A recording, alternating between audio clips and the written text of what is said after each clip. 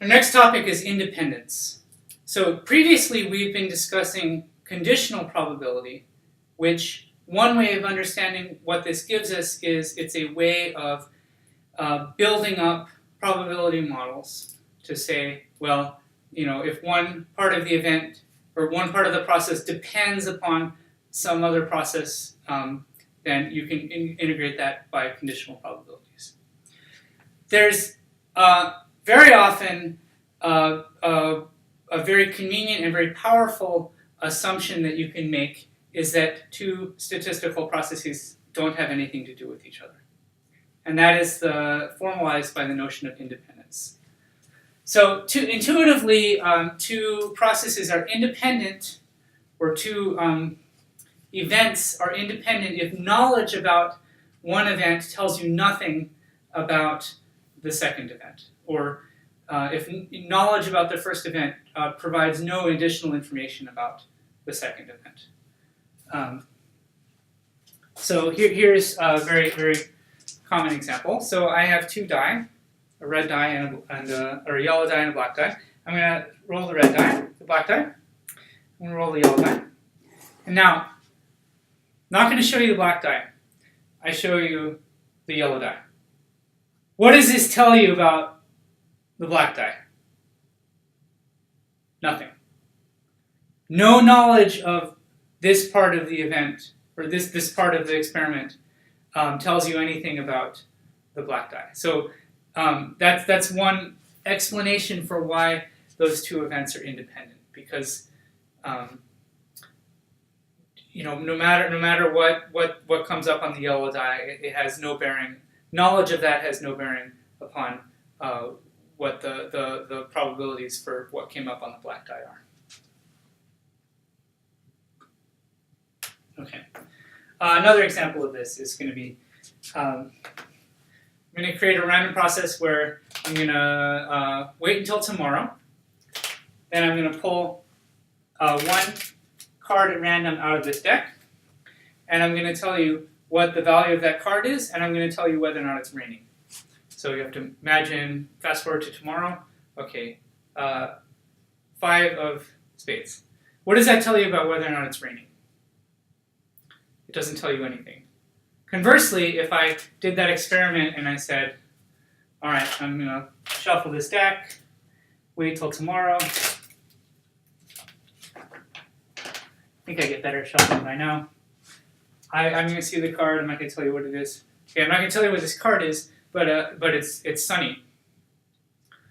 What does that information give you about what this card is? No information. So those two events, whether or not it's sunny and what card I draw, are independent. So knowledge about one provides no information about the other. Okay, so there is that's an informal statement of independence. Another informal statement of independence is two events are independent if one does not in any way influence the other.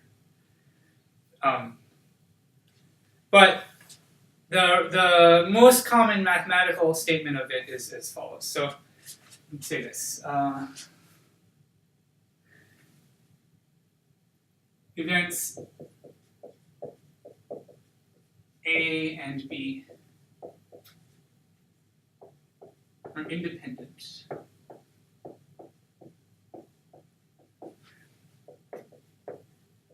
if the probability of A and B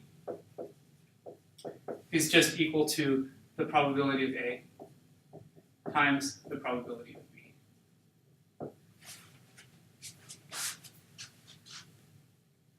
So this is closely related to what I was telling you before about one event providing no information about the other. Providing information is encapsulated in the notion of conditional probability that we've been talking about a lot. So I'll just note that in this case, the probability of A given B, the definition of this is just probability of A and B divided by the probability of B. If A and B are independent, then this is just P of A times P of B. And then you're just dividing by P of B. So these cancel, and if A and B are independent,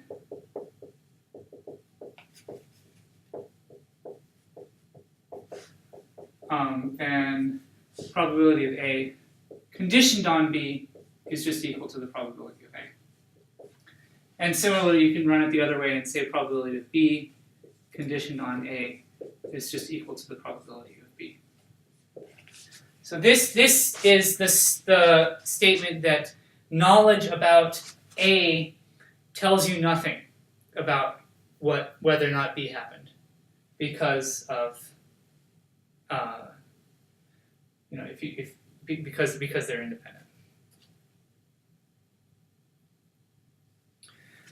Okay, so I gave you a couple of examples verbally of events that are independent. It's easy to think of events that are independent. Just think of two things that have nothing to do with each other that are both random, and you can generally say that they're independent. But here's an example of something of a different process. So let's consider an urn.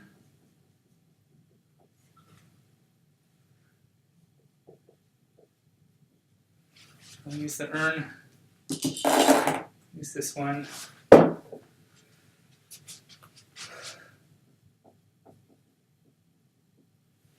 gonna leave this in defense. 3 red die.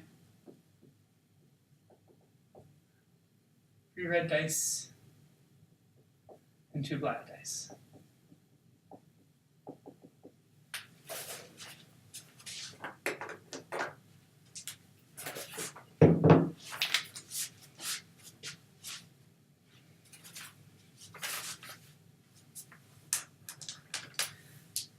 Actually, let me just change this to the colors I have in hand. So let's say 3 white dice and 2 blue dice.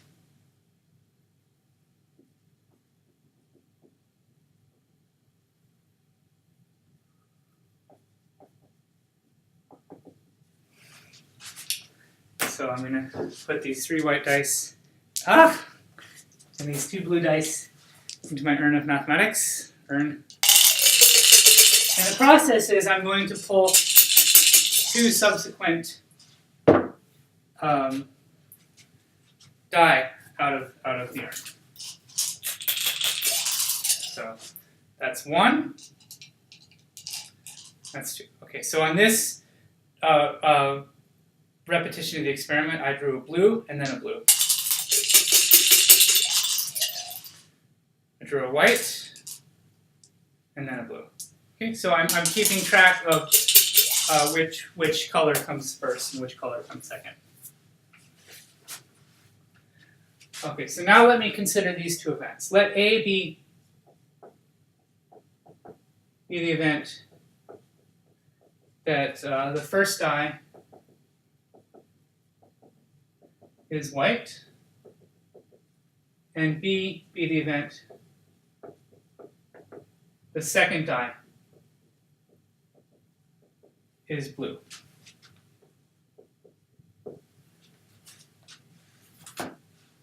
So, are these events dependent or independent?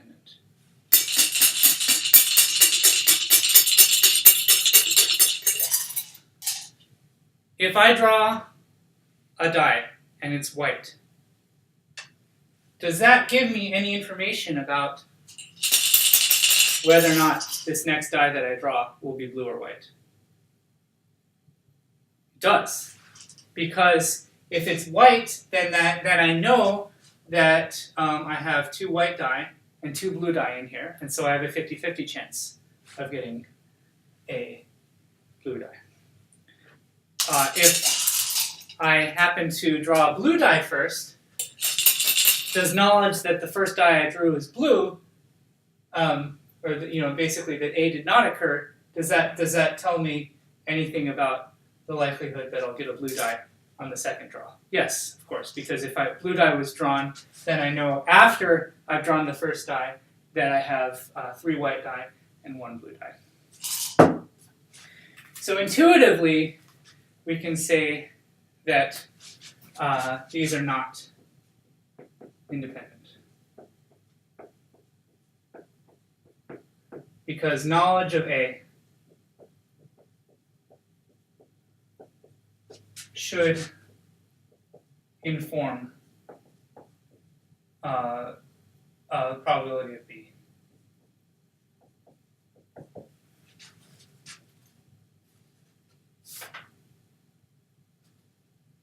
Okay, so I'm going to draw a diagram that I haven't drawn before, but is sometimes helpful for picturing what's happening in this case. So I can draw a kind of lattice diagram that illustrates all of the different possibilities for this event, and I can draw probabilities along each possibility. So if I start at the beginning here, I can think of, well, there are 2 possibilities for what I could draw. So in the beginning, we have 3 white die and 2 blue die.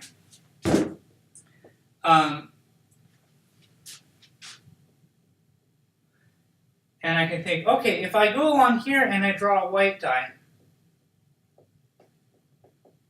what's the composition of my urn at this point? Well, I have 2 white die and 2 blue die.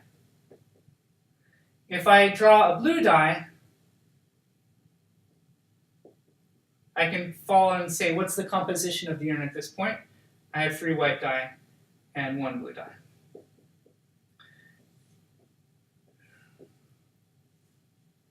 And I can draw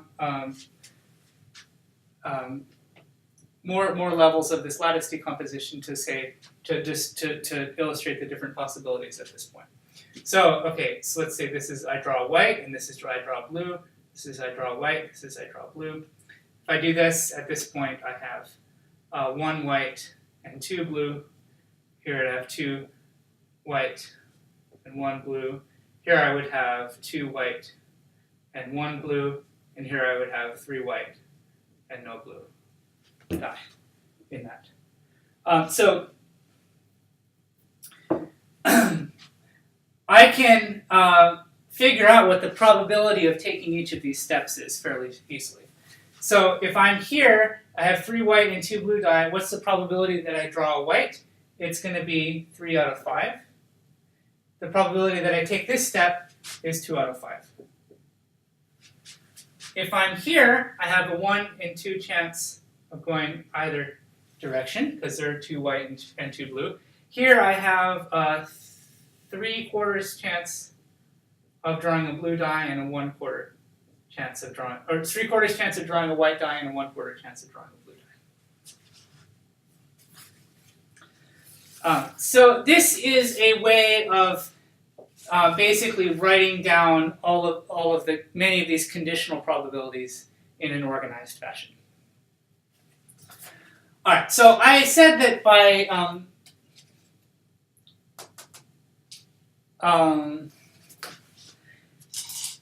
just sort of in thinking about it intuitively, we were able to say that these processes were not independent.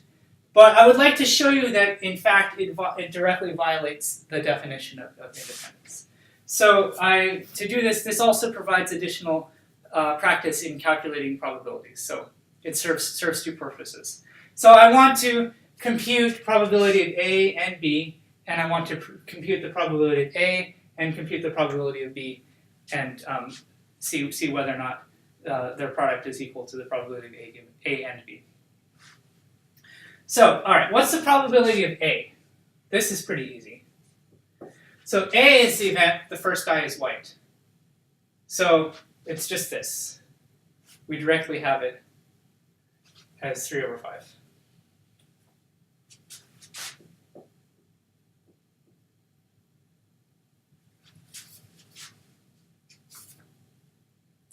So what's the probability of B?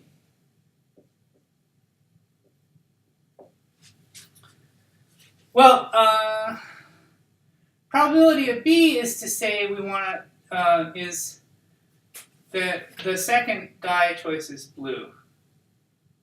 So it's the probability that either we go on this part here or we go on this part here. Kind of as we saw before, it's harder to see how to write this down directly, but we can get there by conditioning on what happens at the first step. So we can think of as A and A complement as partitioning the sample space. So we can say probability of B is probability of B given A times probability of A plus probability of B given A complement times the probability of A complement. And the reason this, another way of saying this is, well, it's the probability of choosing a blue ball on the second step if given that you chose a white ball in the first step times the probability of choosing a white ball or white dice plus the probability of choosing the blue die on the second step given that you chose a blue die on the first step times the probability of choosing a blue die on the first step. So this has kind of a cool interpretation here. Each of these products here reduce to the product of the probabilities of each of these steps of this path. So it's the chance of being at this point is going to be this probability times this probability. The chance of drawing a blue at this point is going to be this probability times this probability. And it exactly comes out from this statement here.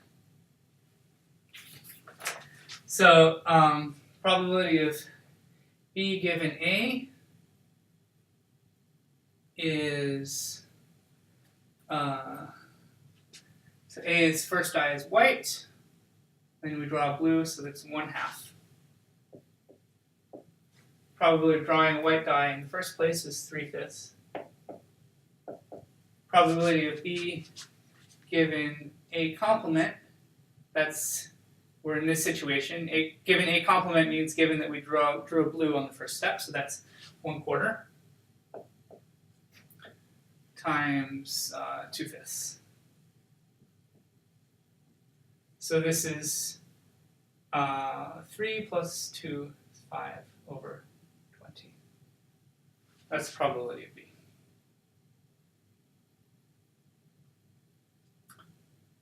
So probability of A and B. I'm going to have to work over here now.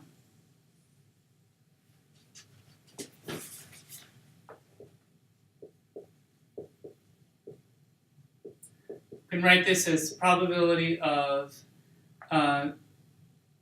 B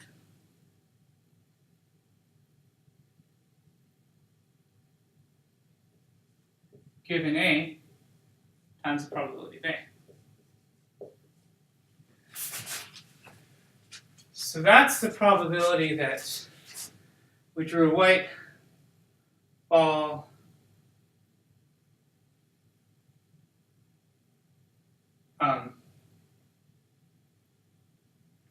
anyway.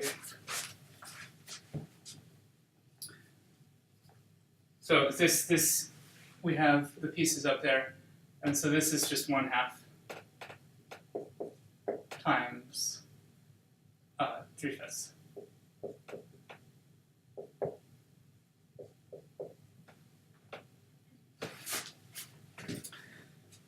So the question is this equal to the product of probability of A and probability of B?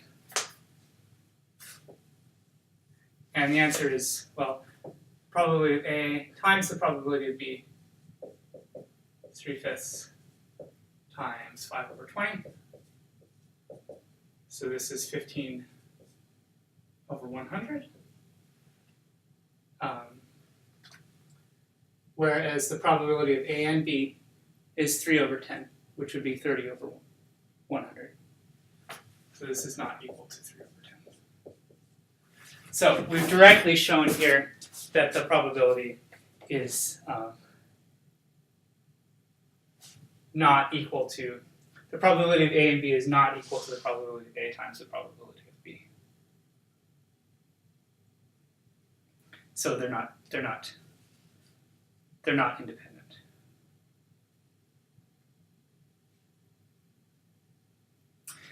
So in fact, the product of the probabilities is smaller than the actual probability of A and B together. So I don't want to make too big of a deal of this, but in fact, the reason that that occurs is that not choosing a blue die on the first try makes it more likely that you will choose a blue die later. So it turns out that that's consistent with this probability being larger than this probability. Okay, so if I'm asking you if these two events are independent on an exam or something like that, you definitely wouldn't have to go through this whole explanation. I just wanted to show you directly that I wanted to show you both the intuition for why they're not dependent, and then also show you that that's consistent with the definition of independence in terms of the product of the probabilities. Okay, I will just note that there is a modification to this process that would make these events independent. So the process I was describing,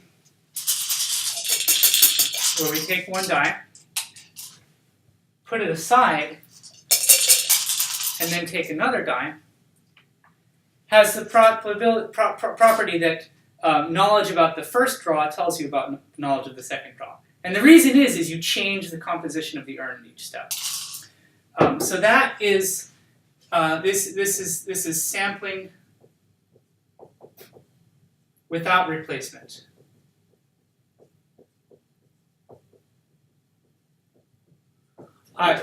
We'll just make a note that another process you could do is to sample with replacement. So if I change this to say, I'm going to draw one die, record whether it's the first, what color it is, then put that die back into the urn, and then draw again, I can ask, well, now does knowledge of what you picked out first provide you any information about what you're going to pick second? And the answer then is no, because if you put the thing back when you do the second draw, the composition of the urn is exactly the same as it was on the first time. So if this is just a note that if you sample without replacement, repeated trials or repeated draws from the urn are not independent. But if you sample with replacement,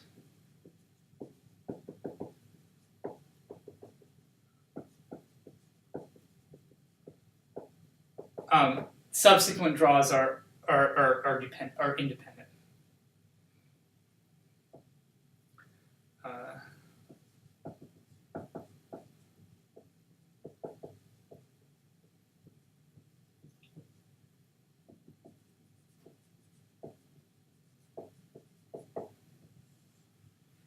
And this is, don't want to get too much into it, but this is actually related to why sometimes if you're doing random sampling for a survey, it may happen that you actually do sampling with replacement. So you formally consider asking the same person the questions twice because you want perhaps to have your analysis have the property that subsequent draws are independent.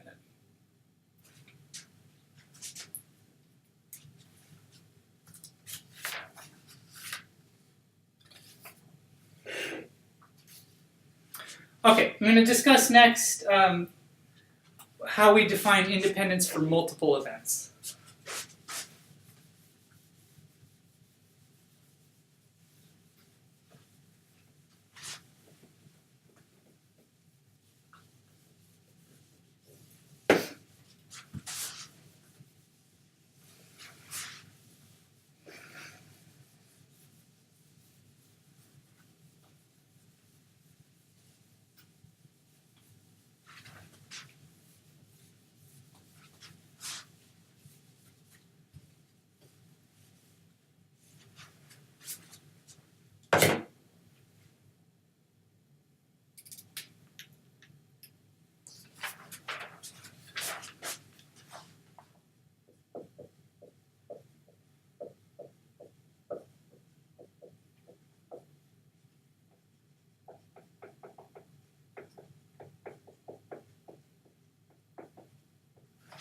So if we have more than one event, it's the definition of independence changes somewhat.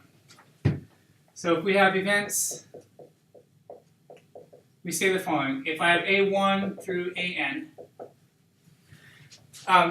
it turns out that it's not enough just to say that these are independent if the probability of A1 intersection A2 intersection A3 up to AN is equal to the product of the probabilities. So for these really to be independent, we need to have the property that anytime I take any subset, or I select any number of these events and take their intersection, I can write that that probability is equal to the product of the individual probabilities. So these are independent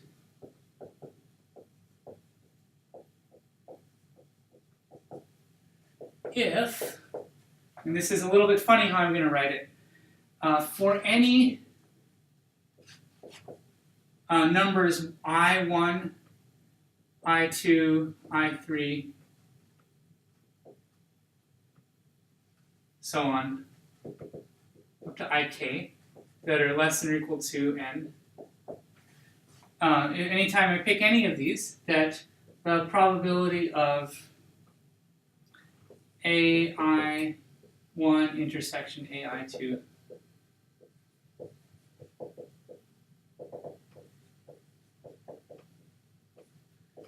this is equal to the product of the probabilities.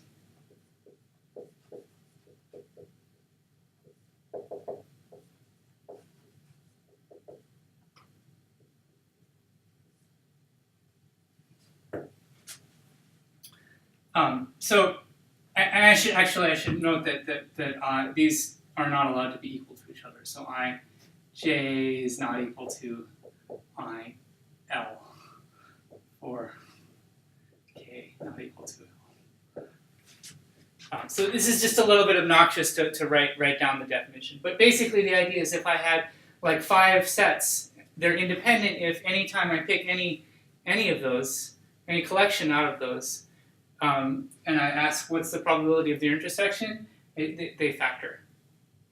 So this just kind of gets to a technical point that it is possible, for instance, to have events A, B, and C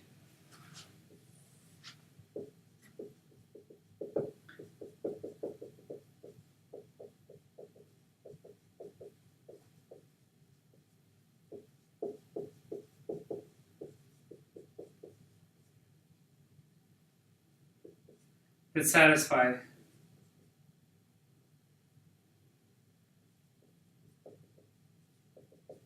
like probability of A intersection B equals P of A times P of B. Probability of A intersection C equals P of A times P of C.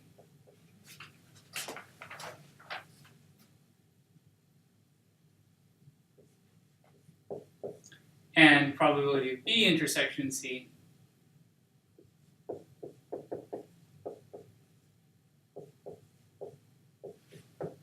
but the probability of A intersection B intersection C is not equal to the product of the probabilities. So this is kind of a minor point, but if we want to define independence for multiple events properly, it's not enough just to ask for pairwise independence of each of the sets. So what we need like this factoring property to hold for any selection of them. Okay, so a more important topic that I'll close with here is talking about repeated independent events.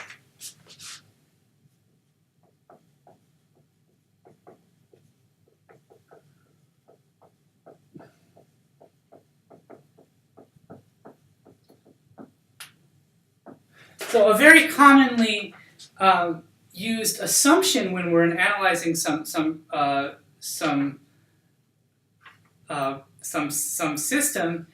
is that repeated trials of that process are independent of each other. So, for instance, if I'm rolling a die, I'm going to roll the die once, and then the next time I roll the die, knowledge about what the first roll doesn't tell me anything about knowledge of the second die roll. So in that case, I'd say that's a process where I can repeat it, and repeated instances of that process are independent of each other. So it's very common in data analysis to make the assumption that repeated trials of a particular process are independent.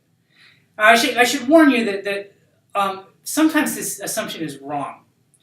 It's a very powerful, simplifying assumption, but it's not always necessarily true. So there are definitely cases where you'll have something where actually there's got to be some dependence between the different trials, but you just say that they're independent anyway in order to be able to make some analytical progress. So let me close with an example that's sort of related to signal communication. So think of a radio transmitter.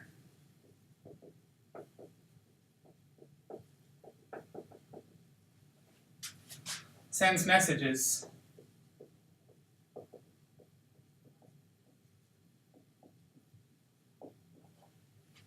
from one link to another in a network.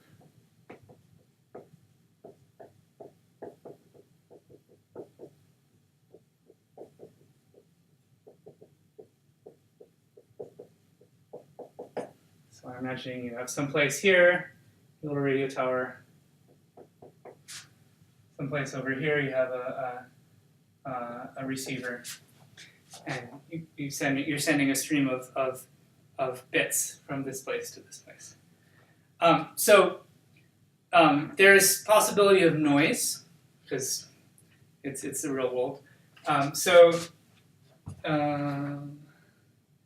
When I say the probability of making an error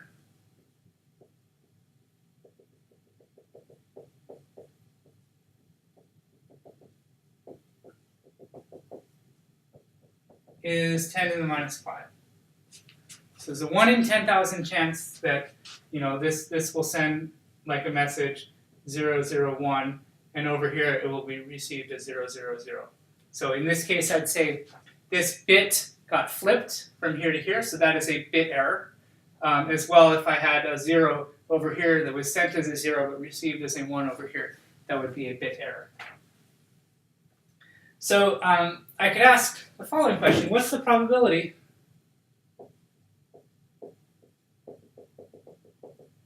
that a 2,000-bit message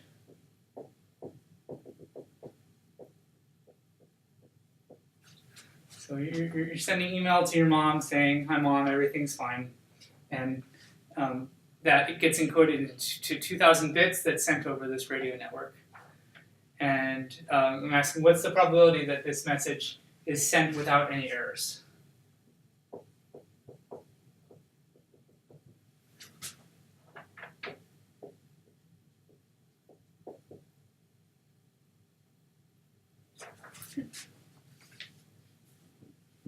So how can I think about this in terms of a set of repeated independent events? If I make the assumption, under the assumption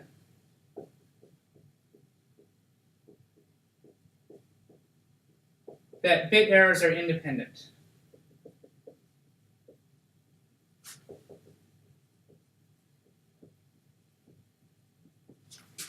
and what I mean by that is I'm going to think of the process as being this radio sends one bit and that bit is received over here. And then it sends another bit and that bit is received over here. And I'm thinking if bit errors are independent, then whether an error is made in one bit does not affect whether the probability that an error will be made in the subsequent bit or any other thing. So if this is a strong assumption, but it will allow us to get an answer. So let me just show you how that works, and then I'll come back to discussing whether or not this is a reasonable assumption. So this is probably a little bit too formal, because you could perhaps just jump to the answer more easily, but I can set it up as a series of events in the following way. So I could say, let A1 be the event that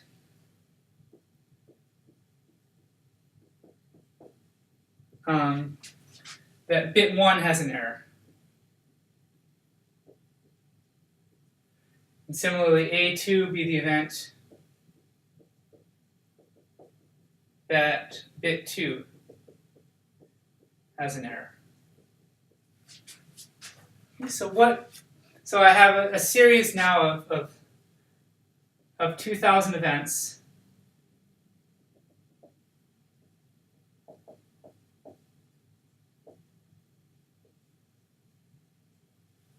And I'm asking what the probability that no errors were produced.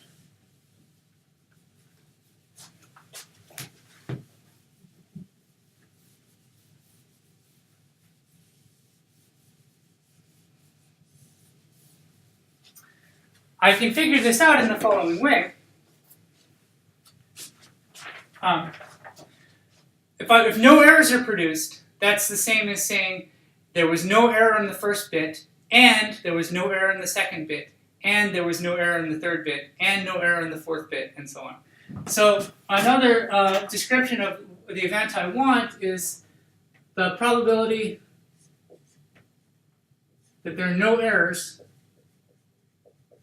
This is the same as the probability of A1 complement. So that means no error in the first bit, intersection A2 complement, intersection A3 complement, all the way up to A2000.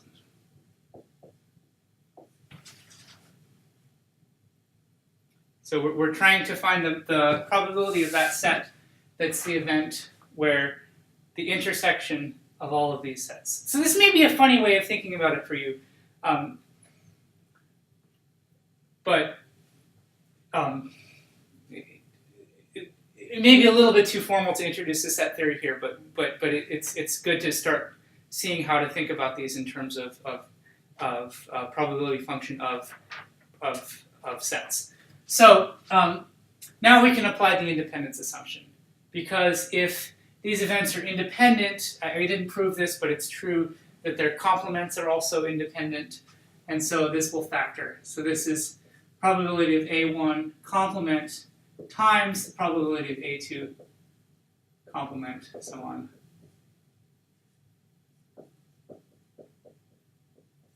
All right, so what's the probability of A1 complement? That's the probability that no error is made in the first bit. Well, that's just 1 minus the probability of there being an error, which I said was 10 to the minus fifth, and then we're just multiplying this together 2,000 times. So the probability of this is going to be 1 minus 10 to the minus fifth to the 2,000th power. And I calculated this to be 0.9802. So there's a 98.02% chance that this message has no errors. So 2% chance of having at least, roughly 2% chance of having at least one error.